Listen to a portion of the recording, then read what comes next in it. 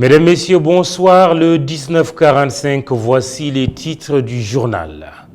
Ahmed Amar retourne à son seigneur. Le Sénégal perd ainsi un champion économique. Le corps de l'industriel décédé lundi à Paris est attendu demain à Dakar. Inhumation à Touba. Pollution de l'air, la cote d'alerte, plus de ciel bleu sur Dakar. L'enquête du jour révèle un pic de maladies pulmonaires comme l'asthme chez les enfants. Football, Teungueth FC ne jouera pas la Coupe CAF. Le club de Rufisque renonce à la compétition africaine, faute de joueurs et de moyens. Et puis cinéma, retour au Sénégal de Mati Diop. Dans ses valises, le Grand Prix de Cannes pour son film Atlantique. Le ministre de la Culture lui a rendu hommage ce mardi. Ce soir, le portrait de la jeune actrice Mame Binta Sané, Ada dans le film Un talent à l'état pur. Bienvenue.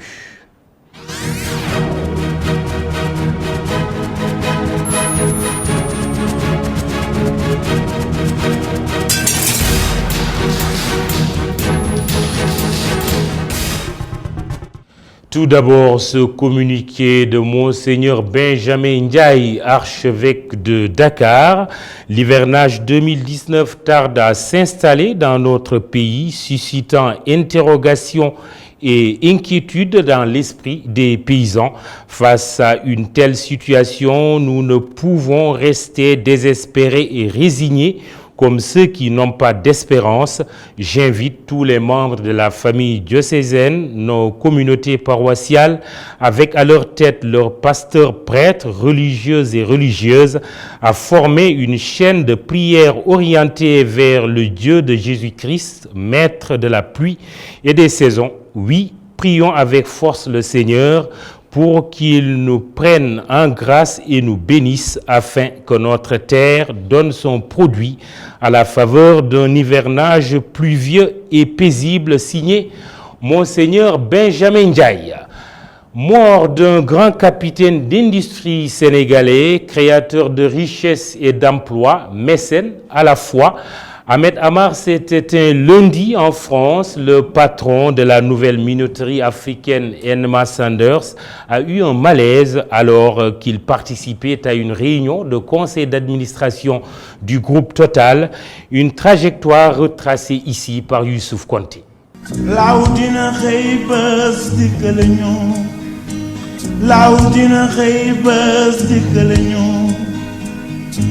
ñu yaakaar ne ñun rek ñoo fi ne ñu yaakaar ne ñun rek ñoo fi ne bu jëf ji baaxee bul damu su ñaawee tubi ko. Un grand industriel travailleur, discret et respectueux de tous. C'est ainsi que le président de la République Macky Sall qualifie Ahmed Amar sur son compte Twitter. Cet homme d'affaires, milliardaire de la minoterie sénégalaise, est d'origine du Bawol. Il est né à Mbacké dans la région de Diourbel, mais a grandi dans la capitale sénégalaise, Dakar. Cet industriel qui vient de rejoindre le ciel à plus de 65 ans s'est très vite frayé un chemin dans le monde des affaires. En 1999, il crée son entreprise et la dirige jusqu'à sa disparition. Un brave homme, courageux et déterminé. L'un des hommes d'affaires les plus influents du Sénégal.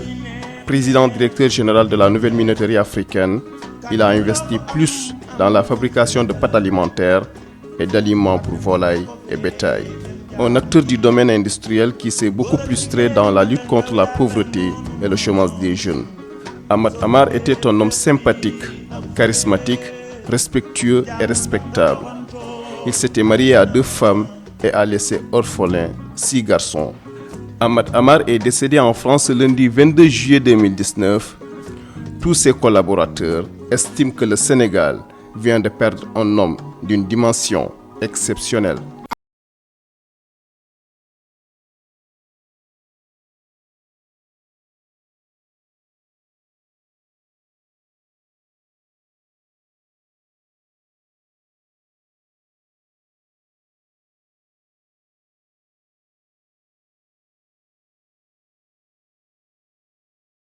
Ahmed Amar qui part à jamais. Le corps est annoncé à Dakar demain mercredi.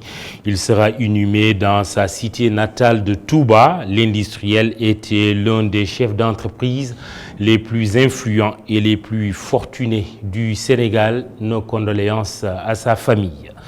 Voir un ciel bleu à Dakar est devenu un luxe. Faites le test. L'atmosphère est souvent grise dans la capitale sénégalaise à cause de la pollution. Le pourquoi du comment, ITV s'est intéressé au travail du Centre de gestion de la qualité de l'air. 6 stations permettent de mesurer en temps réel la pollution atmosphérique et le public en est informé dans la foulée.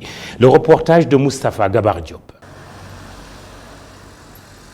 Le ciel de Dakar s'est éclairci, mais la capitale a connu 3 alertes de mauvaise qualité de l'air depuis le début de l'année, dont la dernière remonte au mois de mars. Selon le Centre de gestion de la qualité de l'air, le phénomène est saisonnier et est dû à la poussière désertique. Selon les saisons, il y a des conditions météorologiques, notamment les phénomènes de tempêtes de sable et de poussière, la poussière en provenance du Sahara, qui accentue la pollution de l'air. Et donc qui font qu'il y a ces alertes rouges qu'on a pu noter entre, disons, mi-novembre et fin mars. Depuis 2009, le Centre de gestion de la qualité de l'air dispose de 6 stations de mesure de la qualité de l'air réparties autour de Dakar. Les informations transmises en temps réel permettent de définir les conditions atmosphériques et d'informer la population sur les risques sanitaires qui en découlent. La pollution de l'air serait très fortement impactée par l'activité humaine. C'est notamment le trafic automobile, surtout avec le parc automobile qui est très dieselisé à Dakar. Il y a certaines activités industrielles, telles que la production d'électricité, les cimenteries, l'industrie agroalimentaire. Il y a également les phénomènes de resuspension, c'est-à-dire que quand il n'y a pas de pluie, les particules sont remises en suspension par le trafic automobile. Ça, donc, c'est lié à l'ensablement des artères et aux conditions météorologiques telles que les vents, lorsque les vents sont assez forts. Contrairement aux fausses rumeurs sur les réseaux sociaux, Dakar n'est pas la 2e ville la plus polluée du monde, mais les taux de polluants dans l'air restent très élevés et inquiétants. C'est vrai qu'on est loin des images qu'on voit dans les pays asiatiques, mais on doit quand même poursuivre les efforts pour éviter d'en arriver là.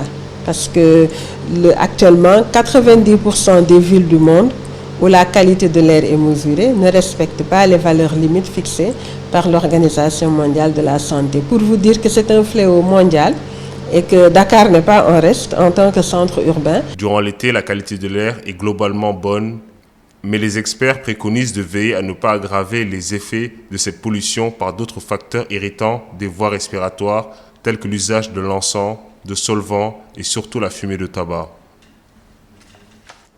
Derrière le ciel gris qui caractérise désormais le Cap-Vert des maladies pulmonaires, les enfants en sont les plus affectés du fait de leur fragilité. L'augmentation des consultations à l'hôpital Albert Royer confirme malheureusement la mauvaise tendance. Exemple, la maladie de l'asthme chez les enfants a connu une hausse ces dernières années. Une enquête d'Omar Khan, Barasso. L'asthme, la bronchite, la pneumonie, entre autres maladies respiratoires, des maladies qui ont connu une hausse ces dernières années. Une augmentation liée ou encouragée par la pollution, la poussière, les fumées des voitures et des usines. Au niveau de l'hôpital d'enfants Albert Royer, si nous prenons certaines pathologies respiratoires telles que les infections respiratoires aiguës, donc constituent 30 à 50% des motifs de consultation. Donc ça veut dire que sur 10 enfants qui consultent à l'hôpital d'enfants Albert Royer, les 3, parfois même les 5, sont liés à des infections respiratoires. Donc ça, au niveau hospitalisation, c'est à peu près, nous allons jusqu'à 10 voire 20%.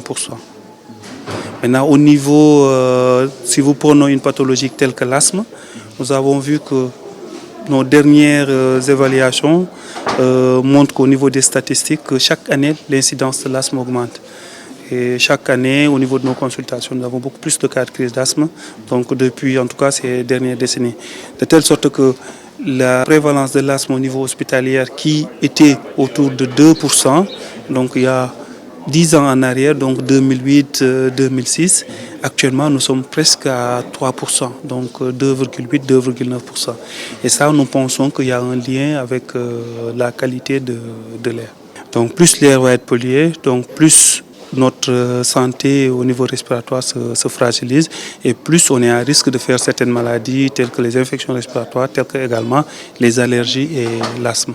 Si la prise en charge des autres infections est assez simple, tel n'est pas le cas de l'asthme, qui est une maladie chronique. Quant à l'asthme, qui est une maladie chronique, donc ça nécessite également une prise en charge particulière avec un suivi. Donc souvent, pour les grands enfants, on fait ce qu'on appelle les tests d'exploration fonctionnelle respiratoire pour confirmer c'est de l'asthme. Les plus jeunes enfants, souvent, il est difficile de faire les tests d'exploration fonctionnelle respiratoire. Souvent, on fait une radiographie et on pose le diagnostic. Donc avec les données de l'anamnèse. Maintenant, ce qu'on va faire, il faut mettre ce qu'on appelle les aérosols, c'est-à-dire les pompes. C'est ça qui nous permet de traiter la crise d'asthme et de mettre ce qu'on appelle un traitement de fond. Un traitement de fond, c'est ça qui permet de prévenir ou d'espacer les crises pour améliorer la qualité de vie de l'enfant. De façon globale, il faut une prévention pour tous ces patients, c'est-à-dire quand l'enfant est enrhumé, il faut mettre ce qu'on appelle des lavages de narines. Et aussi, quand il y a des pics de pollution, d'éviter de sortir dehors, d'éviter de jouer dehors, d'éviter de rester longtemps dehors. Et ça, parce qu'on sait que ça peut provoquer des crises d'asthme, ça peut amener des infections respiratoires qui quand même peuvent vraiment beaucoup impacter sur la qualité de vie de ces enfants. Des pathologies plus faciles à éviter qu'à guérir, et pour cela, quelques mesures préventives à respecter. Il y a plusieurs mesures. La première mesure qu'il faudrait, c'est la vaccination. Donc, c'est-à-dire le programme élargi de vaccination. Dès que l'enfant a la naissance, il y a plusieurs vaccins qu'on fait. Oui, le BCG et le vaccin contre l'hépatite. Donc, c'est important la vaccination. Donc, il est impératif que les mamans suivent, respectent le calendrier élargi de vaccination qui est disponible dans tous les centres et c'est gratuit. La deuxième mesure préventive, c'est l'allaitement maternel. Si je voudrais dire même, l'allaitement, c'est le premier vaccin de l'enfant. Dès que l'enfant naît, il faut subitement, systématiquement le mettre sous allaitement maternel exclusif jusqu'à l'âge de 6 mois. C'est-à-dire que l'enfant allaite que le sein, prendre que le sein jusqu'à 6 mois, parce que dans le sein, il y a des anticorps qui permettent d'éviter de faire une infection respiratoire, qui permettent d'éviter de faire la diarrhée. Donc le premier vaccin, c'est l'allaitement maternel, le sein. Et comme troisième mesure, en dehors de l'allaitement maternel, en dehors de la vaccination, c'est surtout un suivi nutritionnel. Dès qu'on voit que l'enfant ne prend pas de poids, allez consulter pour qu'on puisse vous dire il faut prendre des vitamines, il faut prendre certains aliments qui permettent à l'enfant d'avoir un bon état nutritionnel. Parce que si vous avez un poids qui est faible, vous ne pouvez pas vous défendre contre les infections. Facilement, vous allez faire une infection. Et comme autre mesure, effectivement, la lutte contre la pollution.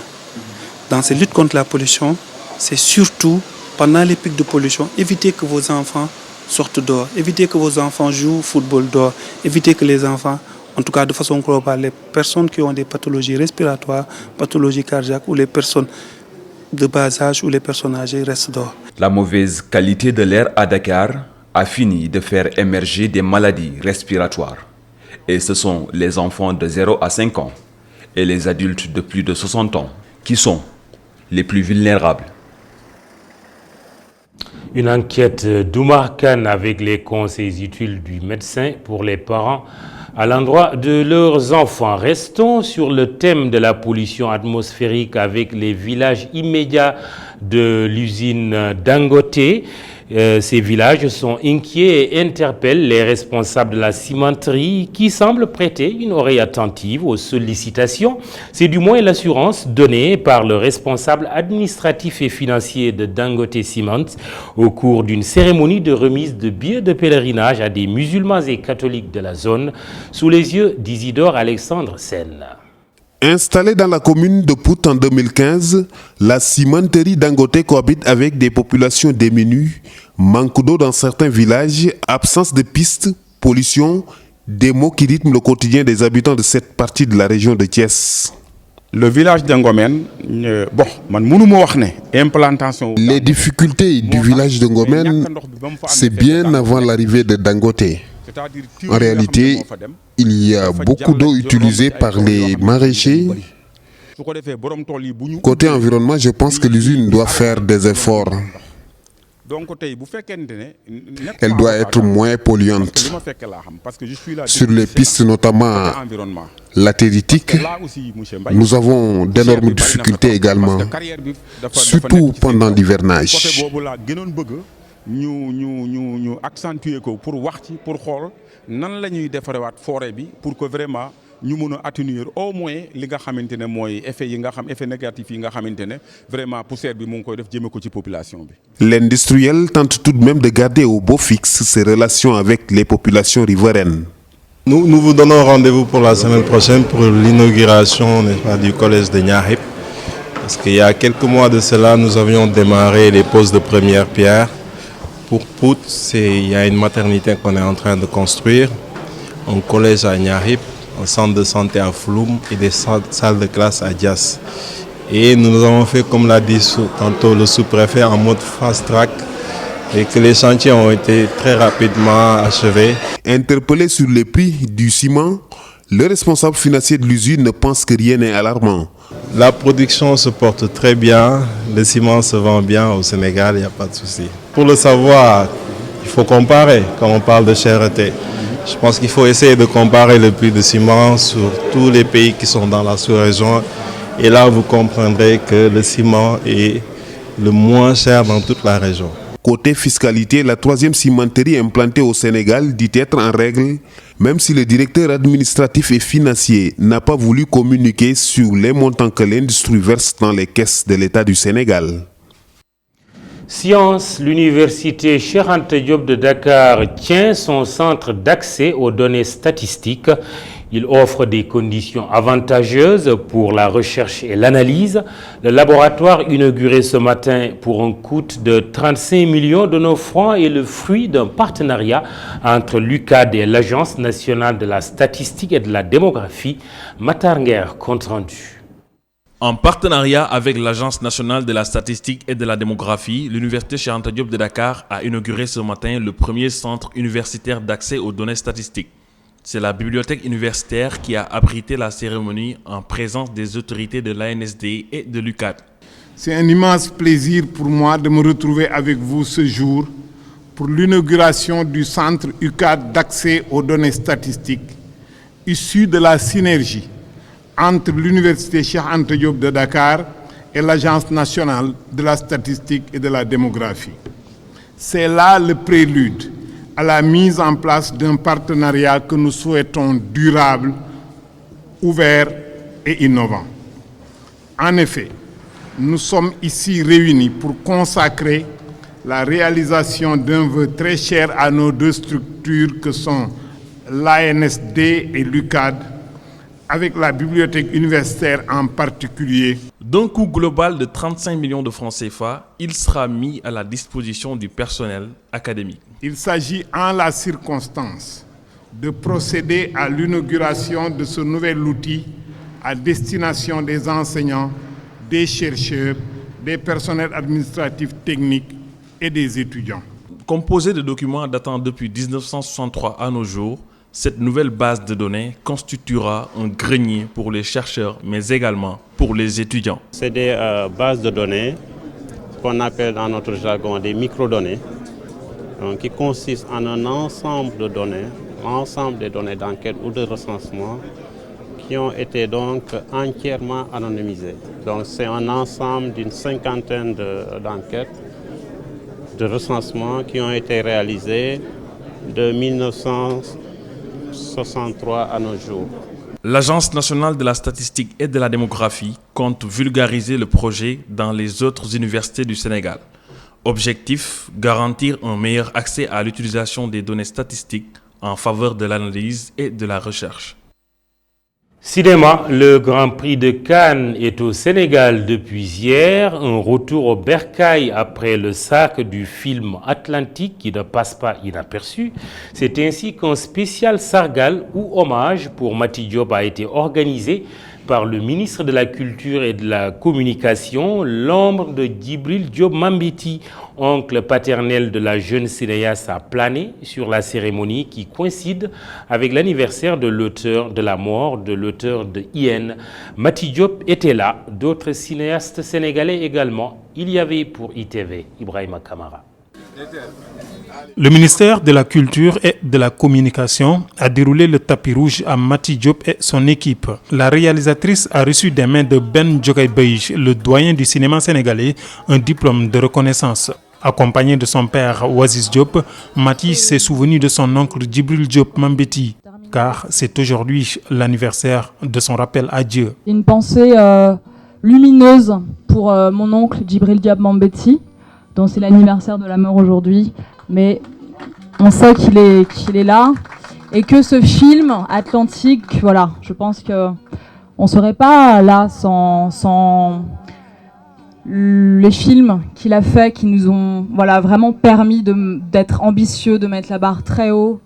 Et c'est vraiment important de rappeler que les films, nous on fait que passer, mais les films restent. Le ministre de la Culture et de la Communication, Abdoulaye Diop, a exhorté aux cinéastes de créer des œuvres qui parlent aux Sénégalais. Vous avez un métier hyper important. Je crois qu'aujourd'hui, en termes de relais, d'information, d'éducation, votre rôle serait important aux côtés de l'État. Parce que dans un monde où le repli identitaire est énorme, je pense que c'est la culture qui doit jouer un véritable rôle de relais. Parce que généralement, tous nos problèmes identitaires sont liés à l'ignorance de l'autre, la méconnaissance de l'autre, et nous comptons sur vous pour cela. Le producteur de Mati Diop, Oumar Sall, salue l'initiative et l'accompagnement de l'État depuis le début de l'aventure. Depuis le départ, il est là, en première ligne. Il a accompagné le film, il nous a accompagnés au-delà du Sénégal. On était à Cannes, hier Mati est arrivé. Donc on a eu l'ensemble des honneurs en tout cas pour la réception, l'accueillir. Et pour moi c'est quelque chose qui est vraiment énorme. Tant plus que aujourd'hui ce qu'elle offre et ce que nous offrons aux Sénégalais, c'est la première du film. La sortie du film commence en Afrique. D'autres jeunes cinéastes ont aussi reçu des diplômes. Ils se sont distingués dans d'autres rencontres cinématographiques un peu partout dans le monde. Direction Malika en banlieue dakaroise. Là-bas, de nombreux enfants et jeunes sont désœuvrés. Ils se retrouvent souvent dans la rue à la merci de toute forme de délinquance. Les plus chanceux sont placés par leurs parents dans des ateliers où ils sont plus exploités que véritablement formés. Les filles sont confinées aux tâches ménagères et certaines victimes d'abus.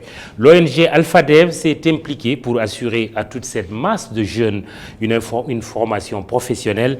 Écoutons son directeur exécutif, Mor Diakhaté. Il s'agit donc d'un programme que nous avons démarré depuis 2011 qui vise à offrir à des jeunes analphabètes déscolarisés la possibilité d'acquérir une qualification professionnelle dans différentes filières comme la mécanique, l'électricité, la couture, la coiffure et la construction métallique. À l'issue des 3 ans, des jeunes sont certifiés par le ministère de la Formation professionnelle pour avoir un CAP d'État. À l'heure où vous en parle, 206 jeunes ont pu sortir de ce centre-là et les 72% ont pu trouver un emploi, soit dans l'auto-emploi, soit dans des placements dans des entreprises partenaires de l'organisation. Le Sénégal a un taux d'analphabétisme de 54% et a un faible financement de l'alphabétisation qui est de moins de 1% du budget d'éducation nationale qui est alloué à l'alphabétisation. C'est une situation nationale préoccupante et cette même tendance-là que nous observons également dans la banlieue. Au-delà de l'État, mais également que les collectivités locales également s'impliquent dans la question de l'alphabétisation. C'est des compétences transférées. Il faut que les collectivités se dotent d'une politique locale en matière d'alphabétisation, disposer d'une carte de l'alphabétisation au niveau de leur zone et développer des stratégies adéquates et des financements conséquents pour prendre en charge cette question-là qui est fondamentale dans l'émergence donc des collectivités territoriales.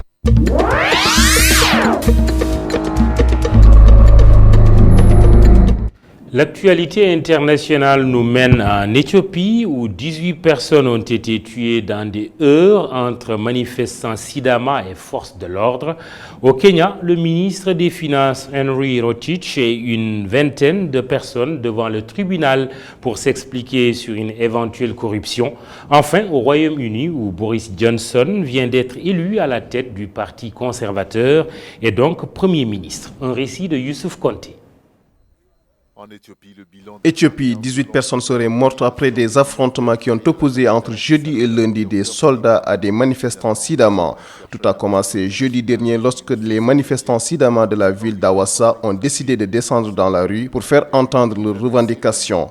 Laquelle revendication qui est de former une province indépendante, autonome au sein de la fédération éthiopienne. Une protestation qui s'est vue stoppée net par les forces de l'ordre et qui s'est finalement transformée en affrontement. D'après une source hospitalière citée par l'AFP, 4 personnes sont tuées par balle. Les soldats ont repris le contrôle d'Awassa, mais les violences ont continué à s'étendre dans d'autres villes les jours suivants. Des blessés et des morts sont encore enregistrés, ce qui a alourdi le bilan des premiers jours. Une situation qui fait craindre les autorités éthiopiennes une flambée de violence dans les prochains jours si aucun compromis n'est trouvé. Henry Rotich, le ministre des Finances du Kenya, et une vingtaine de personnes devant la barre pour répondre à des actes d'escroquerie, d'abus de pouvoir et de malversation. Cette première audience du ministre Rotich entre dans le cadre d'une présumée corruption dans le chantier des 2 barrages qui devaient être construits dans la vallée du Rift. Selon les accusateurs, le montant de 630 millions de dollars budgétisé pour la construction de ces barrages aurait été gonflé. Et c'est la raison pour laquelle on a convoqué le ministre des Finances du Kenya pour qu'il s'explique sur ce fait. Au Royaume-Uni, pour finir, Boris Johnson succède à Theresa May à la tête du Parti conservateur. L'ex-maire de Londres vient de remporter largement la course pour devenir le prochain Premier ministre du Royaume-Uni face au ministre des Affaires étrangères Jeremy Hunt. À l'issue des résultats, Boris Johnson a obtenu plus de 90 000 voix sur un nombre de 159 000 votants, alors que Jeremy Hunt n'a eu que quelques 46 000 voix. Il devient donc le chef des Tories et va obtenir ce mercredi les clés de Downing Street après une visite de la reine Elisabeth II.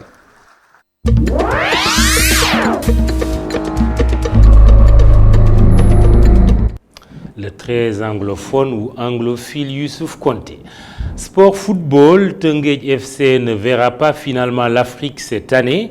Le club rufisquois renonce à sa première compétition continentale, une participation à la Coupe CAF pourtant acquise sur le terrain en Ligue 1 la saison dernière.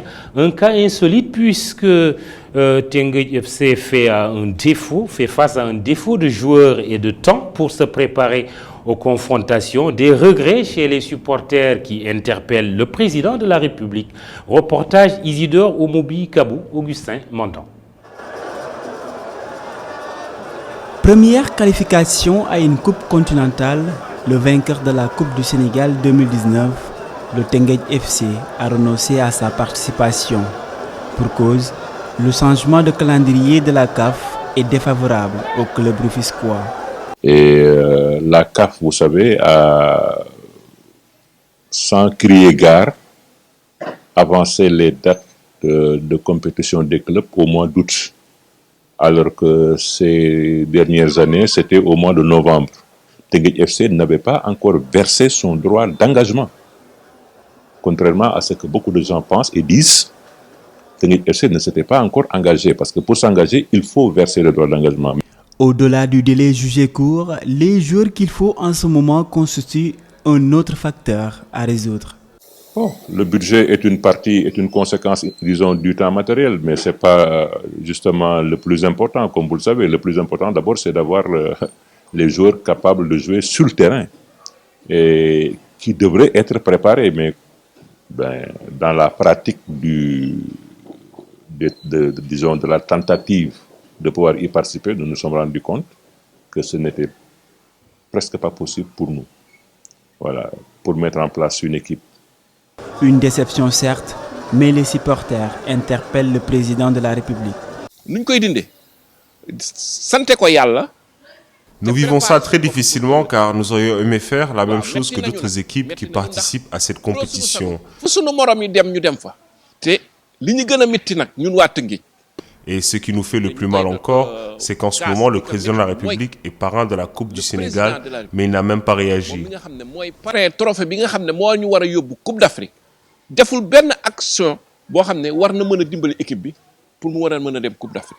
Trois ans dans l'élite nationale, le Teungueth FC a fait fort en décrochant dès la 3e année un ticket pour les Jeux africains de club. Aujourd'hui, Ce rêve fou des Rufisquois est reporté à une prochaine fois. Rubrique portrait du 1945, Mam Binta Sané interprète de l'héroïne du film Atlantique de Mati Diop. Coup d'essai, coup de maître, la jeune actrice aura été une grande révélation de ce film récemment primé au Festival de Cannes. C'est grâce justement à un casting sauvage que la réalisatrice Mati Diop a découvert les acteurs d'Atlantique. Vous voulez que je vous dise, Ada, une actrice sauvagement talentueuse. Nous la découvrons avec Moustapha Gabar Diop. yow lan la. waatal li ma lay wax ni doo ko wax kenn. billahi Ada wax ma lan la yaa ngi may tiital. Mam Binta Sané est l'héroïne du film Atlantique de la réalisatrice franco-sénégalaise Mati Diop, qui a obtenu le Grand Prix du Festival de Cannes le 25 mai dernier. xalaas lii lan la. xanaa li nga gis. Ada xanaa police. police man lan laa def defuma dara. Ada mënoo yeewu te nekk nit. xam nga nit ñi dañ lay teg dil. teg dil lan. C'est dans les rues de son quartier, Thiaroye-sur-Mer, devant la maison familiale, qu'elle a rencontré par hasard la réalisatrice. dama génn di raxas samay loxo après moom mu romb. J'étais juste sortie me laver les mains quand elle est passée dans la rue. Elle a continué à marcher en me regardant, puis elle a fait demi-tour. Elle est ensuite rentrée dans la maison. Après avoir discuté avec ma mère, elles sont tombées d'accord. Et elle est revenue les jours suivants. La jeune fille de 19 ans, qui voulait devenir mannequin, ne réalise toujours pas la réussite que le film a connue. Je n'aurais jamais cru que le film serait à Cannes. Je pensais que c'était juste une production locale. Je ne voulais qu'une seule chose, que le tournage se termine, car ce n'était pas facile. Je suis passée par tant d'émotions, de la tristesse à la joie, mais on a réussi à gérer. Malgré un début de tournage difficile, Mam Binta Sané n'est pas surprise par la distinction. J'étais très contente, mais je me disais même qu'on allait remporter la palme, car nous avons tellement travaillé pour finir le film. J'ai vraiment cru qu'on allait gagner, mais j'espère tout de même que je vais continuer à jouer dans les films. Depuis la fin du tournage, il y a un an, Mam Binta Sané entend reprendre ses études. Mais maintenant qu'elle a goûté au feu de la rampe, elle espère surtout poursuivre sa carrière d'actrice. Clap de fin pour ce journal. Hier, pour la suite des programmes, question de garder l'air frais pour toute la soirée. Djoukip Ribari à 23h, ce sera avec Soda Diakoumpa. Bonne soirée, merci.